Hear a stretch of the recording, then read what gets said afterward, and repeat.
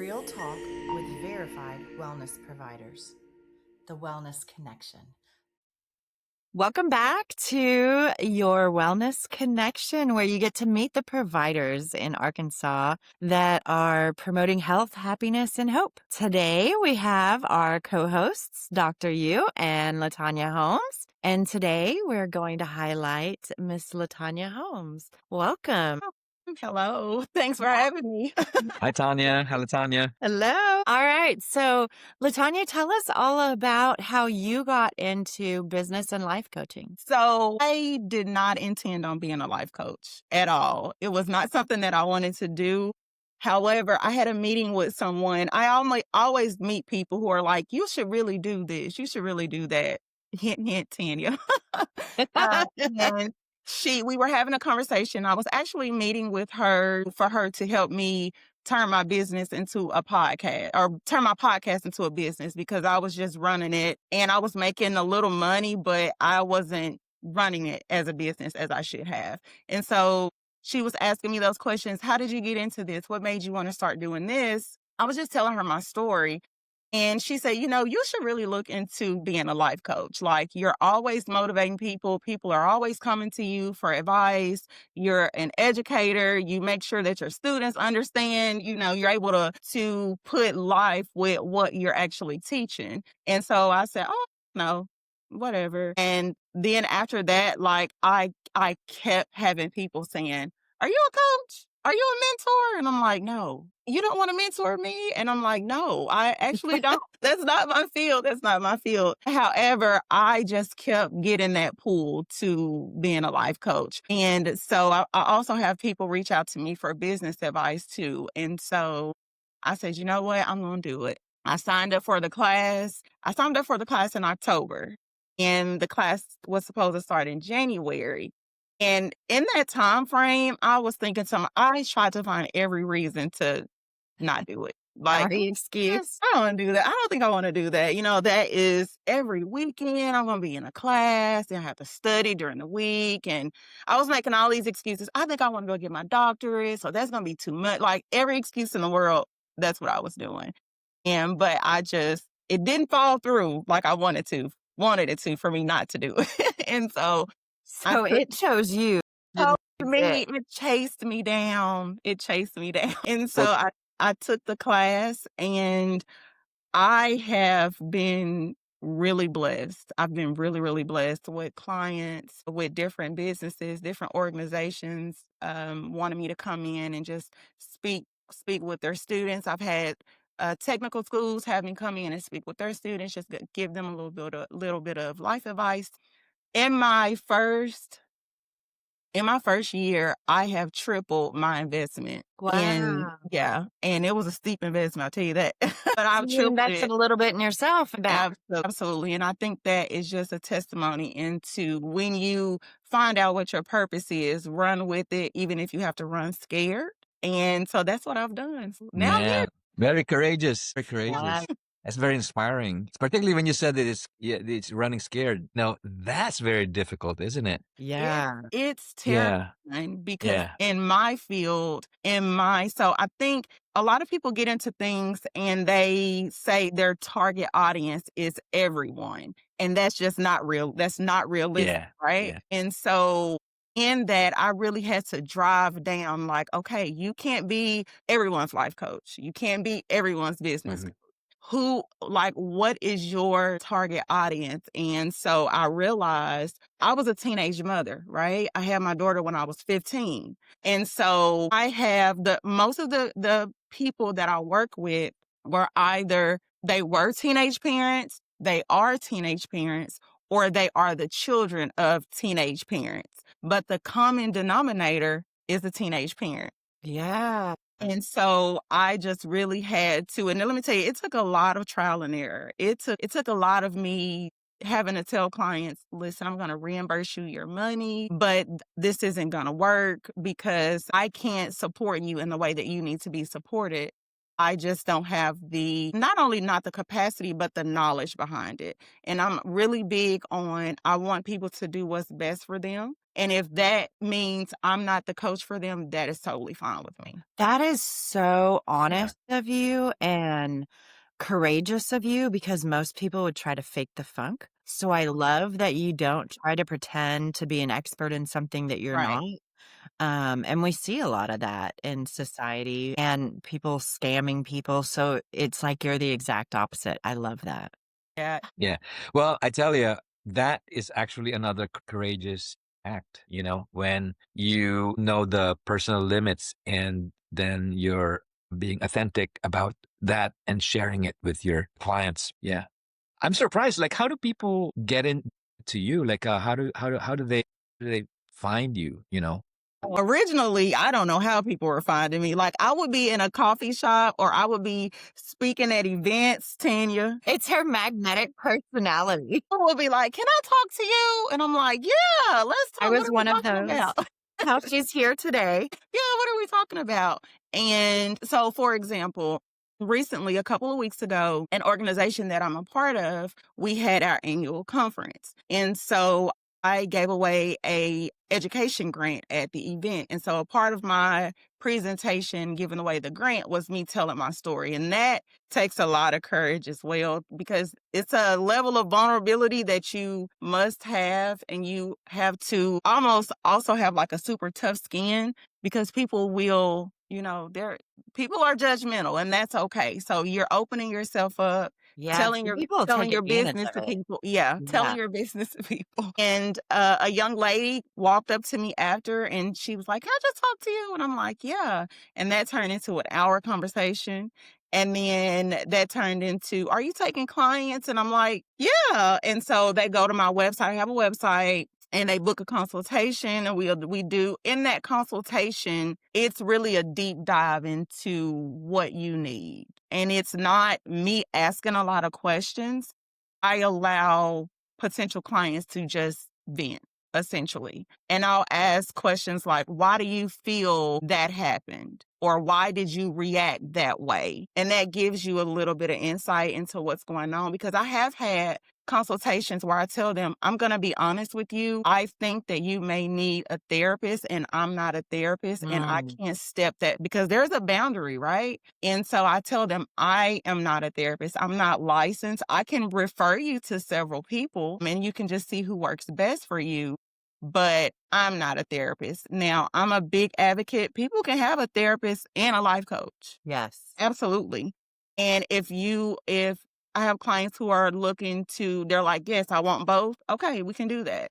But what we'll do is we'll build a plan and build a program where we are what you're working through in therapy and what you work with me are running in tandem, so that we can make sure that we're not bumping heads. I don't want to get you to a point where you're ready to launch something and you're still facing those childhood issues, because it's going to show up in your business. Oh my goodness. I'm so glad that you said that, Latanya. When we go through for the National Board Certification for Holistic Health and Wellness Coaching, that is one of the big things that they teach also is you have to separate yourself. You are not a therapist. Mm-hmm.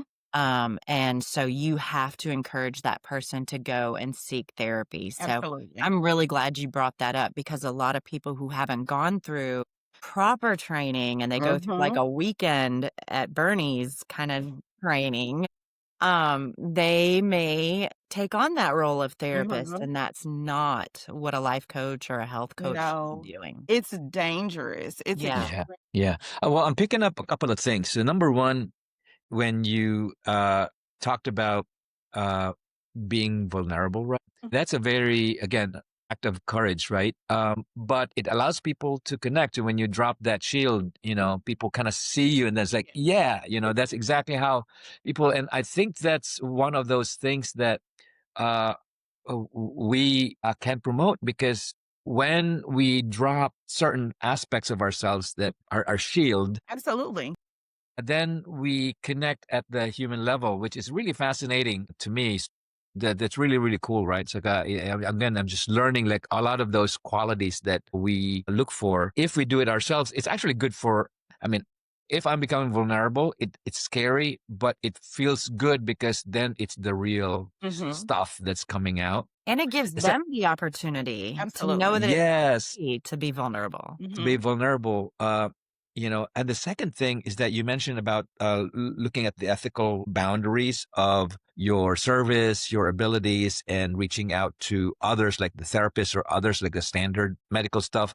One of the limitations in the current medical setting, right? We don't have coaches, for our patients. If you're saying, hey, I'm a lifestyle coach, I want to connect with, therapists and all, I think there's a value in the other direction as well, that we physicians who are practicing in standard medicine, can also look at the value like, oh, this patient could use a coach, and we can open up that avenue so that there's, in fact, what you were saying, a lot more conversation, and the patients themselves have access to a number of areas rather than siloing them to figure out. Say that is something that the VA hospital has done a very good job at. They have an entire department of health coaches, and they do the whole 8 areas of dimensions of wellness. Yes, yeah, Yeah, so that's great. So that's really cool. Latonya, how are you enjoying being a life coach? And what advice would you give for someone who's looking for a life coach? What should they be looking for? Initially, because I'm very honest. Starting out, I loved it. I was excited. I'm helping people, but I was not abiding by the boundaries that I had set for myself, right? And so you can get burnt out in this field. You're dealing with other people, their personalities, their problems. I'm one of those people that if I know one of my clients is struggling in an area, I take that to bed with me. Like I'm Yeah. thinking about that. I put a lot of time in for my clients. So I meet with all of my clients for 1 hour a week. That's me meeting with them. That's not the time that I'm also putting in during that week for finding projects for them, finding resources for them. Like, hey, because I have one client, we're reading a book together. So, hey, did you read this chapter? Tell me what you got out of that chapter and how can you incorporate that going forward? And so I did get burnt out. I was not going to see my own therapist because I didn't have time. And I have a therapist that she doesn't sugarcoat. And so, The best kind. yeah, she said, "Listen, you're not a good life coach right now." And I said, "Why am I not? Yes, I am. The check's clear." And she said, "No." She said, "You're not even able to steer the game of your own life. So how can you help coach someone else?" Wow. Got me together. So She I took reflected it right back on you. Listen, I was like, "Oh, wow, okay." So I 2 months off to really reevaluate, to redo my structure because I would let people, so for example, if you go to my website for a really long time, you can get on there today and book a consult tomorrow. And that was too much for me because I wasn't able to prepare. So I like to have 48 hours in advance prior to a consultation because there are questions that I put that you have to answer whenever you book. And so what I do is I look at those questions and I really sit with them and figure out how to navigate the conversation because a lot of topics are very sore topics for people. And so I'm mindful of where people may be in their journey. So that's that. But I took a little time off. I'm back. I've been back for a while now and things are a lot better. I've set those boundaries on time. I was really available to people and I'm like, I can't do that. Not only was I suffering, but my family was suffering, my students were suffering, so there were a lot of things coming into play, but things are much better now. I'm really, really enjoying. Like it's when you are walking in purpose and you're really walking in your purpose, it's a different level of satisfaction. So I'm excited about that. If for people who are looking for a life coach, the advice that I can give them is to be willing to be pushed a little bit, be ready to do the work. Having a life coach is not easy. I'll be very honest. You want to have a life coach that is not going to baby you. If you're having a bad day, okay, we're having a bad day. Let's talk about it now. How are we going to get past this? So when you are looking for a life coach, you have to be ready to do the work. I like Go ahead. I'm sorry. Go ahead, Doctor. No, sorry. Yeah, I was just gonna put a bit of an asterisk in that. That's really a very important point, right? As a coach, so say you want to be a good basketball player, Mm-hmm. and you want to coach, you kind of have to have that drive to become a good basketball player. So that then the coaching is, if hey, I want to coach, but I don't really want to put the effort in, then I think that it's not going to work. Right? And yeah, so that's really great uh, point that you're raising. Like if you, in the only way I think this would be successful for people to engage with a wellness coach or lifestyle coach and any kind of coaching, you kind of have to have that drive first and this willingness to change.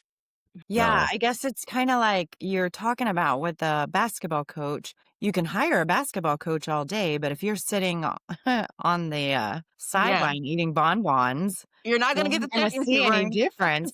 So yeah, Yeah, that's yeah, that's great. I'm glad you pointed that out. yeah, yeah. Absolutely. Wonderful. So tell us, is the business and life coaching one and the same? Your platform is for women who were single moms, young single moms. So are you coaching them on business and in life, or is that two different It's two coaching platforms? different things. And here's how the life coaching side of it came about. So my initial launch was business coaching, flat out.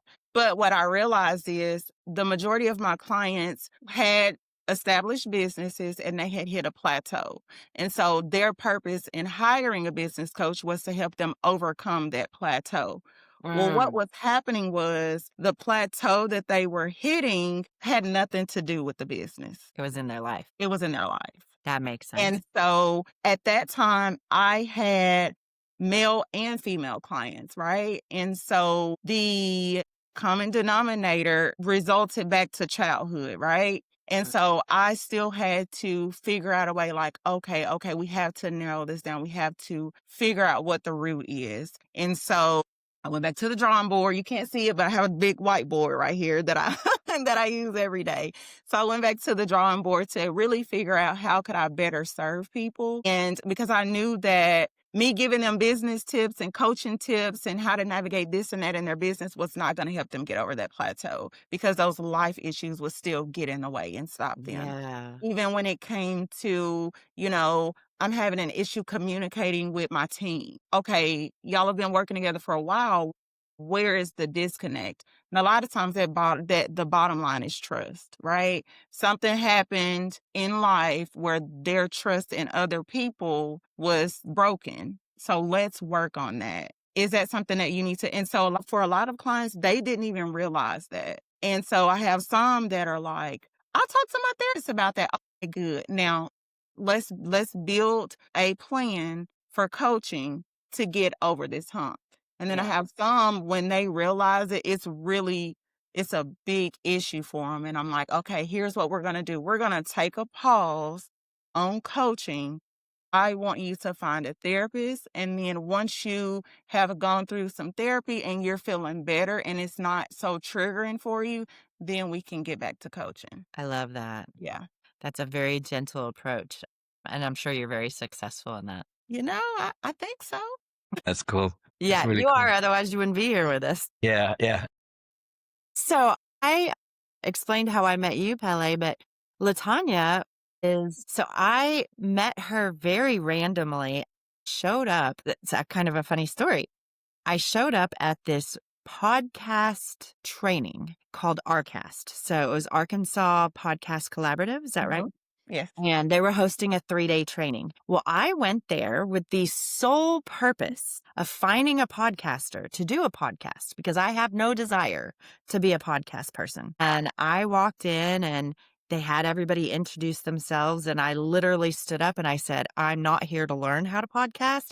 I'm here because I want to recruit someone else to do a podcast because I know it's needed, but I don't want to do it. And nobody would take me up on it. But I absolutely fell in love with Latanya. She was one of the speakers and her authenticity was her vulnerability, like she talked about, and her authenticity was just remarkable. And I just really felt, I even have goosebumps now talking about it, but I just really felt connected to her. And so the weekend went by and I just kind of let it go. I gave her my business card and she said she was going to email me, but I don't know if I can't remember if it went to spam. I think it went to She spam. did email me, but I didn't get it. And so I thought, nobody wants to do this podcast. And so about a week later, I just got the nerve, maybe 2 weeks later, I got the nerve up and I sent her an email or a Facebook message. I sent her a Facebook friend request and I thought maybe she'll take Yeah. it. I don't know. She's a famous podcaster. I don't know. She might not. So anyway, I asked her, I was like, hey, would you do a podcast for me? And I just really wanted her to do it. So she was like, no, we got to do it together. Like that defeats the whole purpose that I went there. But I'm really glad she talked me into doing it. And now I'm really excited to be a part of it because it wasn't what I wanted to do. It wasn't in my wheelhouse. Kind of Yeah. like she said, going into the podcast or the life coaching world, it wasn't what I wanted to do. I wanted someone else to do it because I knew it was needed. I knew we needed people talking Uh-huh. about wellness and how to find the right providers and what they look like, what they sound like. Are they trying to be your therapist when they shouldn't be your therapist? Are they giving you advice that's not quite right? Things like that. Are they trying to sell jam products down your throat because they're making a commission off of it? Things like that. I was very convinced that we needed that. So, Latanya, I'm so glad you were there that weekend, and I'm so glad that you agreed to join us. Curious, when did this happen? September? It was September. Was it? It was just like this September? It was like yesterday almost. Oh my Yeah. gosh. Yeah. Man. We immediately hit it off.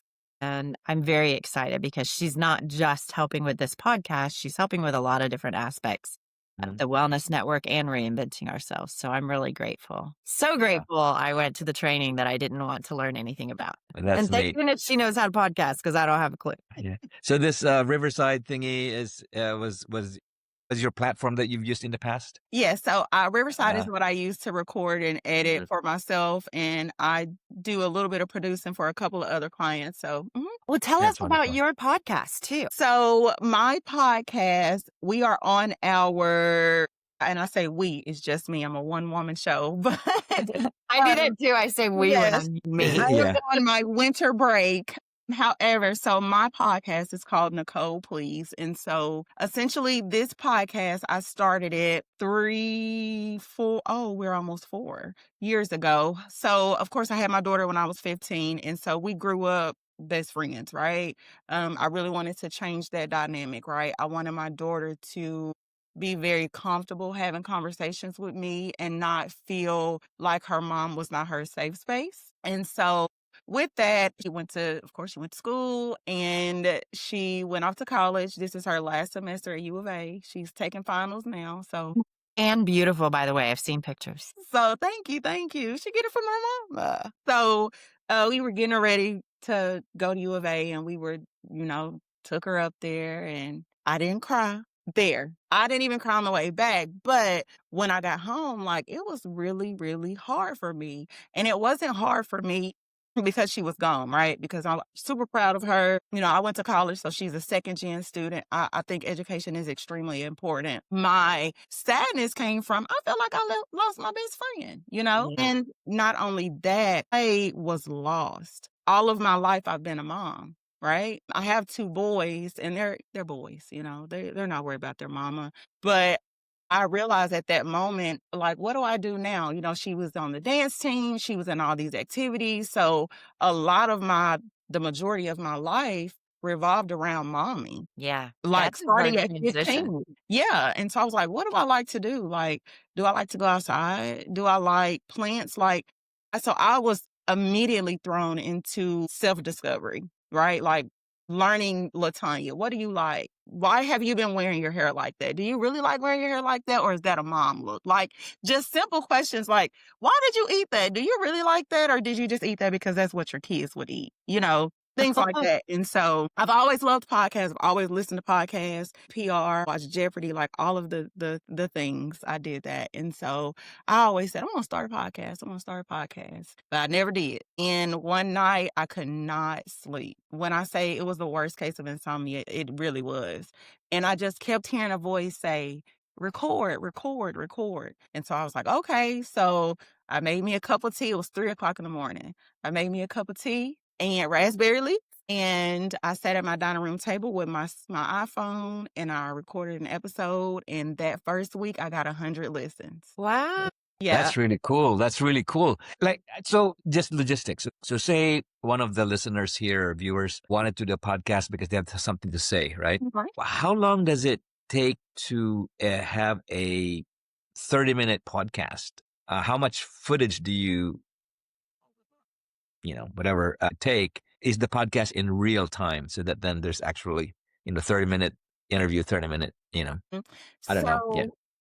For my podcast, it's not a visual podcast. I have a thing about being on camera. Tanya knows. Oh, yeah. I am to convince her. She had to come. Like, Can audio I not only. be on camera? Can I just be the voice behind Yeah, something? yeah. But it's not visual. Realistically, time-wise, I would say give yourself 45 minutes, right? A solid podcast is going to be 30 to 45 minutes, especially if it's just one person talking. Mhm. If it's going to be a group of people, an hour to an hour. It's long. We live in a society where people have microwave attention spans. So anything that's going to require them to sit for an extended, their attention is going to go elsewhere. Mhm. So Yeah. you definitely want to make sure that you're discussing stuff that's going to captivate your audience. Know who your audience is, because I know people who have podcasts. Their podcasts are only like 10 or 15 minutes, but their audience are kids who scroll through TikTok all the time, or gamers that play, roles like that. So, but realistically, the way that technology is now, I would say give yourself 30, 45 minutes to record, just in case maybe you're interviewing a guest or something, you want to get people on, and then give yourself time to edit. When I first started, I would record on Sunday, edit on Sunday, drop on Sunday. It's too much. That's Yeah. too much. So what I do now is I record on Tuesdays to early Tuesday morning, and then I have until Saturday at 5 p.m. to edit.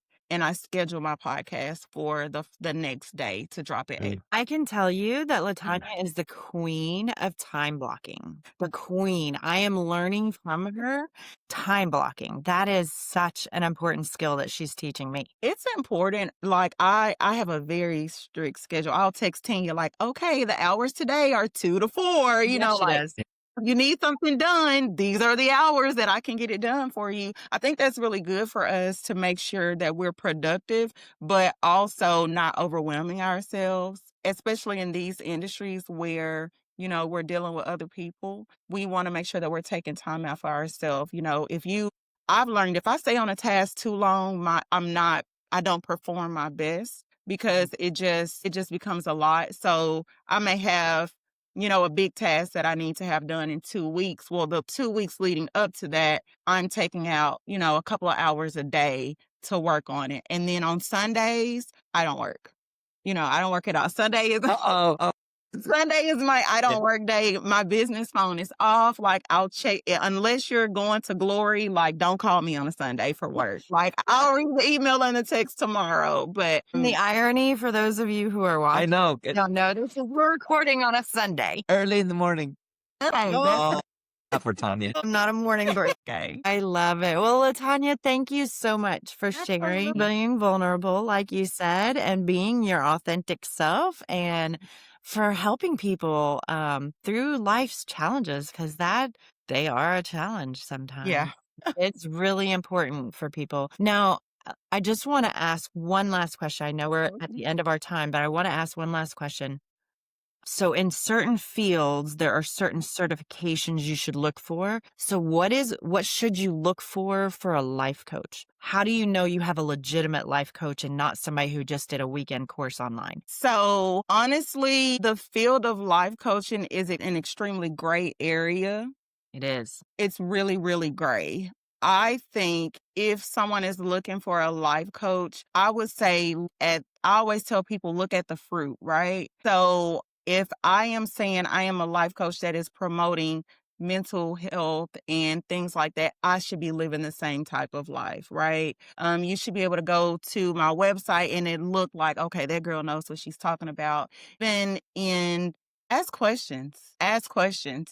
I was certified through the Greater Me Consulting. She's certified a bajillion different women. And I know there's like different standards and things like that. I would just honestly say follow your gut and make sure that no matter what field you're in, right? Whether these are patients or clients, they should be able to see themselves in you in some way, right? And beyond physical appearance, right? Lifestyle, history, they should, even if they're just connecting to you like they really are another human, there has to be some type of connection. So I would definitely encourage people to just make sure that you're a good fit, right? If you feel like you're not being treated right, if you feel like they're too mean, then maybe they're not for you, but in terms of standards, and then look at look at the organization where they were certified through and do Yeah. your research. I'm big on research. Like, okay, let me look at the fruits of the organization. What is this organization involved in? So definitely do your research. Don't go with the first thing that pops up in a Google search. I do agree. Wholeheartedly do agree. Thank you. Hello, do you have anything else for Latanya? No, I think it's good. Just plug in, one way to know that your life coach is well vetted is to look at the Arkansas Wellness Network. Shameless plug yet Yeah. again. No, that is a great point because Absolutely. and this is very different, but I had experienced, I was working in a facility with a personal trainer who was a registered sex offender in another state. You never Yeah, know. And totally. so that is part of what we're doing with the Arkansas Wellness Network and having that provider directory is making sure that we have at least done our due diligence in vetting the people. We're making sure they do have the qualifications. We're making sure that they do have, a decently clean background check. And so, yeah, checking out your provider list, that'll help you find or at least weed out. Yeah, You know, absolutely. so, Absolutely. yeah. Thank you for that shameless plug. Very good. Thank you. All right. Well, thank you. And everybody join us. We were supposed to do one health tip, but I don't think we have enough time. We do. It's fine. You think? Okay. All right. All right. Everybody give one health tip. I'll go first. Always bet on yourself. Ooh. Okay. All right. Or not, bet on yourself. I love I it. just want to say that I am drinking tea and I am letting my tea bags stay in there so that they can seep because I learned that from Dr. Yu in our last episode. Yeah, awesome. Hey, my health tip. Learn how to breathe properly. It's fascinating. The act of breath, it's the first thing we do when we're born and the last thing we do when we kind of exit. And right? I mean, Wow. literally, Absolutely. if we learn how to breathe properly, i.e., being mindful of our breath and appreciating everything is in that's what I'm finding out. So, hey, whatever that is, Google how to breathe properly in a wellness way, and hopefully you learn something. Or just attend one of UAMS mindfulness meditation Shameless plug. practices. Shameless And plug, yeah, wink, wink. Yes. we'll teach you. All right, everybody, thank you so much for joining us. And come back next time for another provider. All right. Bye, everybody. The Arkansas Wellness Network and the Wellness Connection are an initiative of reinventing ourselves, a 501c3 nonprofit promoting health, happiness, and hope.